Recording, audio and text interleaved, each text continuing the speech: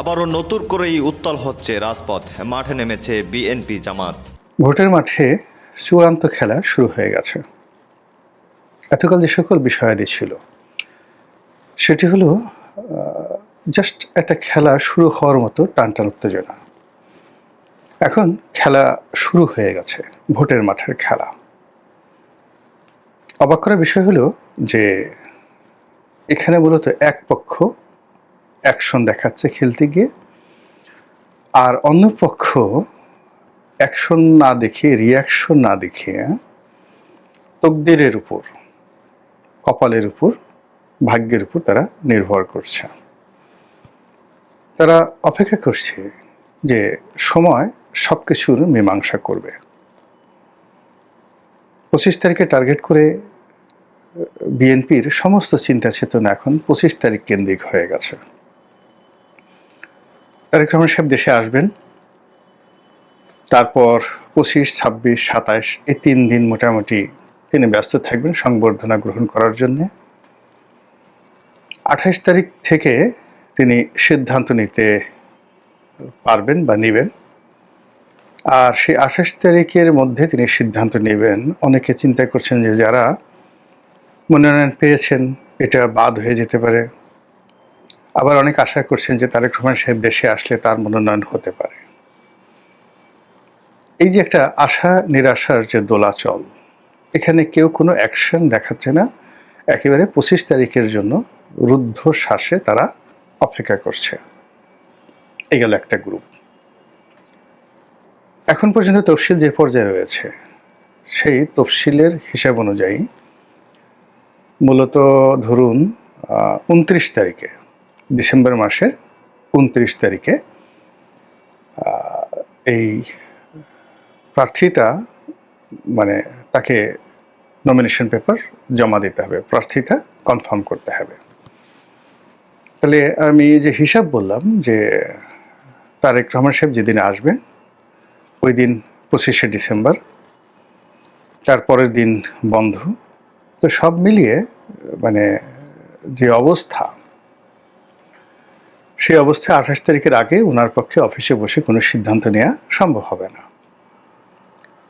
আর যদি আপনি অলৌকিক কিছু না ঘটেন তাহলে 28 তারিখে উনি সিদ্ধান্ত নিয়ে 29 তারিখে যে পদগুলোতে এখনো মনোনয়ন দেওয়া হয়নি আর যেগুলোতে অনেক আশা করছেন যে তারেক রহমান সাহেব সেগুলো সব উল্টে দিবেন।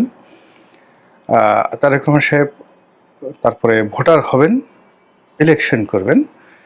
সেক্ষেত্রে তাদের এই যে এক্সপেকটেশন বা তাদের যে ইলিউশন, কল্পনা, এই কল্পনাকে যদি বাস্তবে রূপ লাভ নিতে হয় তাহলে 29 তারিখের যে তফসিল সেটি পেছাতে হবে। এখন বিএনপির পক্ষ থেকে এটি পেছানো সম্ভব হবে কি হবে না এটা নির্ভর করছে সরকারের উপরে আর সরকার সমর্থিত জামাতের উপর। জামাত যদি দেখে যে এই কর্ম করলে, অর্থাৎ যদি তফসিলটা না পেছানো হয় তাহলে বিএনপির মারাত্মক ক্ষতি হবে, তাহলে আপনি ধরে নিন তফসিল পেছানো হবে না। বিএনপিকে তফসিল পেছানোর জন্য আন্দোলন করতে হবে এবং এটা মানে বিএনপির জন্য একটা আত্মঘাতী সিদ্ধান্ত। তখন সবাই বলার চেষ্টা করবে যে আমরা তো তফসিল দিয়েছি তারেক রহমান সাহেবের কথা মতোই, আর এখন যেহেতু তারা পেছাতে চাচ্ছেন তো কাজেই আমরা এখন পেছাবো 6 মাস।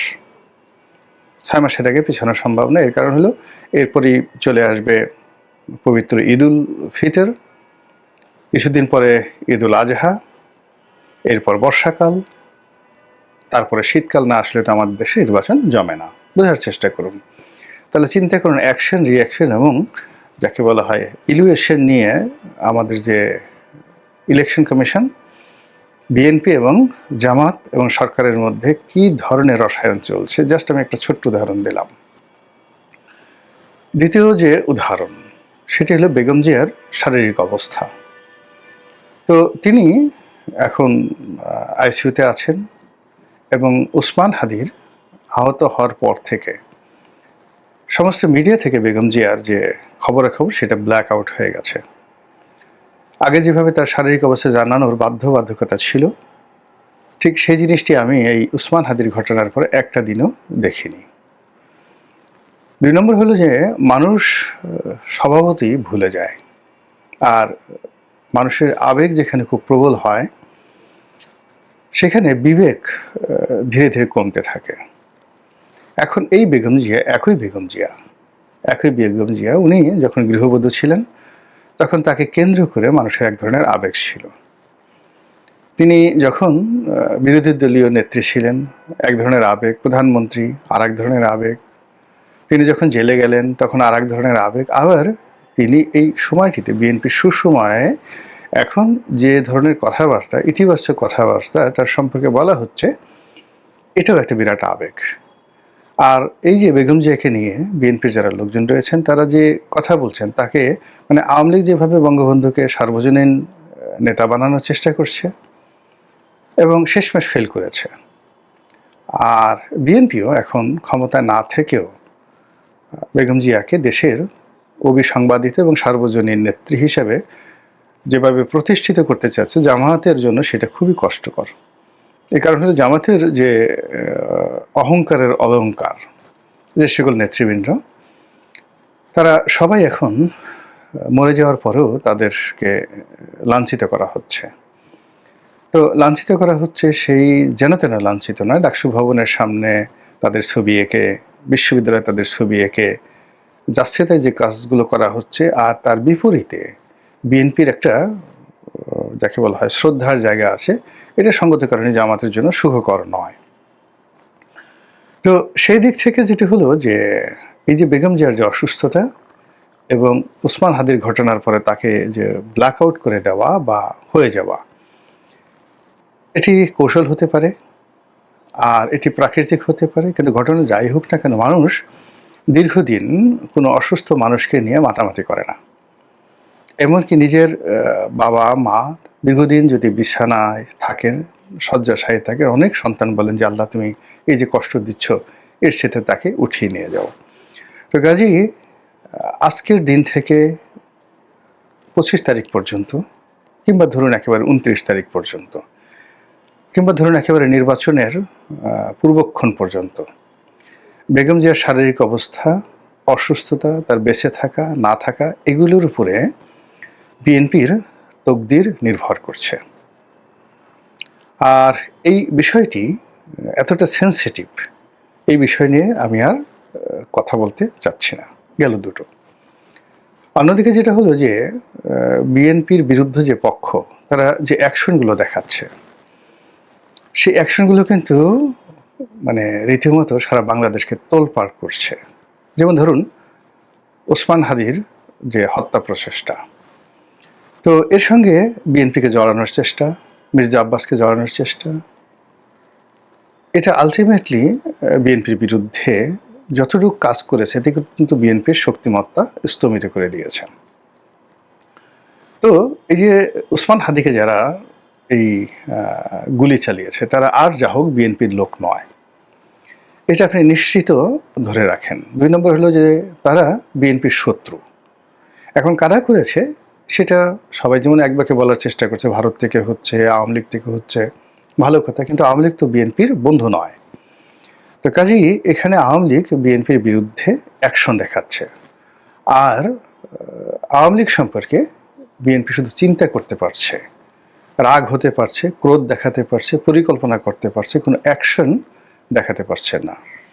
আর যে সকল অ্যাকশন দেখাতে পারছে সেটা তৃণমূলে আওয়ামী লীগের যারা নেতৃত্ব, তাদের আসলে ঘোড়ার ডিম, কিছুই হচ্ছে না, একটা পশমও তাদের স্পর্শ করা যাচ্ছে না। গ্রামে হয়তো রাগ হয়ে আপনি আওয়ামী লীগ কোনো নেতার গরু চুরি করছেন, গরু ধরে নিচ্ছেন, জবাই করছেন, কোনো আওয়ামী লীগের কর্মীর বাড়িঘরে হামলা চালাচ্ছেন, 2-4টে ধর্ষণের ঘটনা ঘটছে, লুটপাটের ঘটনা ঘটছে, এবং এগুলো মানে বিএনপির যে ভোট ব্যাংক, সেই ভোট ব্যাংকে আরও গজব তৈরি করছে। গেল এটা।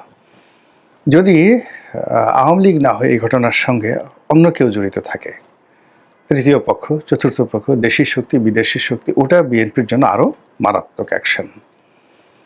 তো এই অ্যাকশনের পরে আপনি ধরুন এই যে একটা বিজয় দিবস গেল, এই বিজয় দিবসে বিএনপির যারা প্রতিপক্ষ, তারা যে অ্যাকশনগুলো দেখিয়েছে, সেই অ্যাকশনের অ্যাগেনস্টে বিএনপি রীতিমতো বেকুব হয়ে গেছে। বিএনপির বড় বড় নেতারা যেভাবে অসহায় বোধ করেছে, এই 16 ডিসেম্বর তারিখে। এবং কার্যত বিএনপি মানে এই তোষর নীতি, মানে এখন সব কিছু তারা ভালোয় ভালোয় নরমে নরমে তারা করতে চাচ্ছে। তারা একবার বলতে পারেনি যে কেন কুচকাওয়াজ হলো না। তারা এই অনুষ্ঠানে সদল বলে বঙ্গভবনে যেতে পারেনি, রাষ্ট্রপতির পাশে তারা দাঁড়াতে পারেনি, এমনকি সেনাপ্রধানের পাশে তারা দাঁড়াতে পারেনি, অথবা ডক্টর মোহাম্মদ ইউনূসের পক্ষে দাঁড়াতে পারেনি। তারা অনেকটা কুলহারা রমণীর মতো হয়ে গেছে। তারা এনসিপির সঙ্গে যেতে পারছে না, জামাতের সঙ্গে যেতে পারছে না, আর একা একা জোরে জোরে হাত পিত্তেশও করতে পারছে না। অ্যাকচুয়ালি হোয়াট ইজ হ্যাপেনিং, কি ঘটছে বিএনপির মধ্যে, এটা নিয়ে আপনাকে কল্পনা করতে হবে। আপনি তাদের কোনো অ্যাকশন বা রিয়াকশন দেখতে পারছেন না, আর প্রতিপক্ষ এখানে রীতিমতো অ্যাকশন দেখাচ্ছে।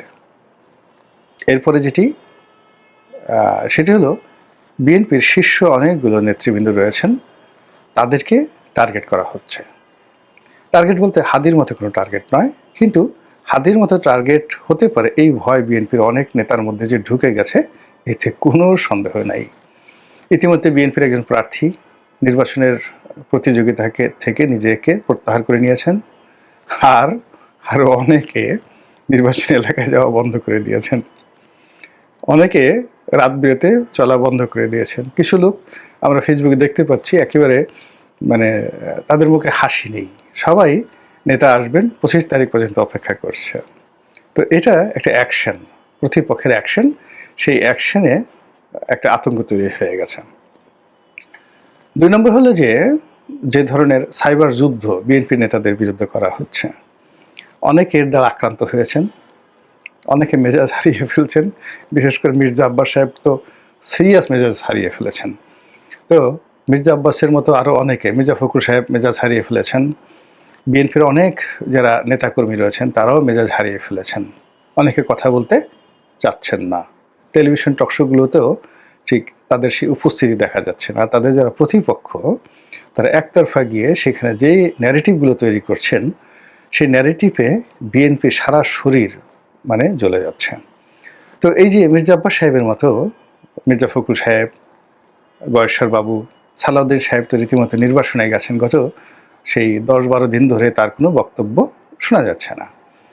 তারপর আপনার সেই আমির খসরু মাহমুদ চৌধুরী সাহেব, তারপর ইকবাল মাহমুদ টুকু সাহেব, অন্যান্য যারা সিনিয়র নেতৃবৃন্দ আছেন, ডক্টর মঈন খান, ওনাদের কারোরই বক্তব্য শোনা যাচ্ছে না। অথচ তারা যে কথা জানেন, বক্তব্য জানেন, আওয়ামী লীগ জামানাতেও কিন্তু তারা মানে শেখ হাসিনার মসনদ কাঁপিয়ে দিতেন বিভিন্ন রকম কথাবার্তা বলে।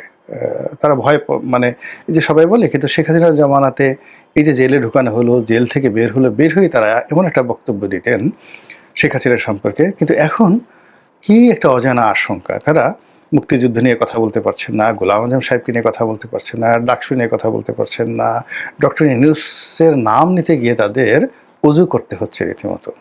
তা এই যে একটা অবস্থা, যে পাক পবিত্র অজু করতে হচ্ছে, দাঁত মাজতে হচ্ছে, ভালো পোশাক আশাক পরতে হচ্ছে, যেন কোনো অবস্থাতেই বিএনপি নেতাদের কোনো বক্তব্য দ্বারা ডক্টর মোহাম্মদ ইউনূস কষ্ট না পান।